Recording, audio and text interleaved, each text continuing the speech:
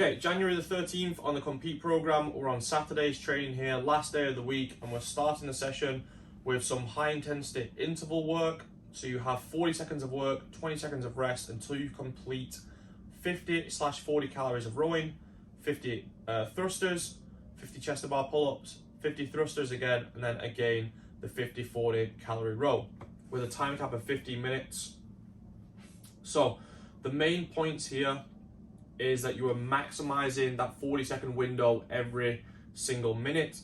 So really trying to push yourself hard to work for 40 seconds, and then you get that 20 seconds of rest at the end. So if you start kind of taking longer rest during that 40 seconds, this is when it's going to be really difficult to finish these types of workouts, because then you end up resting for longer than you're working during the workout. So what we're trying to train is that you can maintain bigger sets on the thrusters, bigger sets on the chest to bars, and then use that rest that's already given to you at the end of each minute.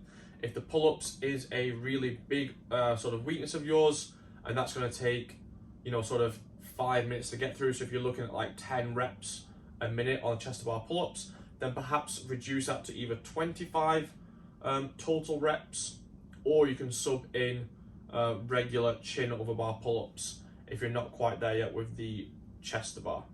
After that, you'll move on to some deadlift strength. So you've got some heavy sets of sumo stance deadlift, and then some drop-off sets of regular deadlifts.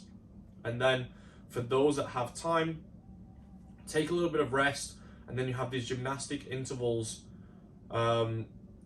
working 60 seconds on, 60 seconds off, 3 sets of each movement. So you've got wall walks, single crossovers, distance of handstand walk, and reps of rope climb. So really trying to work at a challenging but sustainable pace across all of those 12 minutes of work, and practicing some good volume and repeatability of those skills.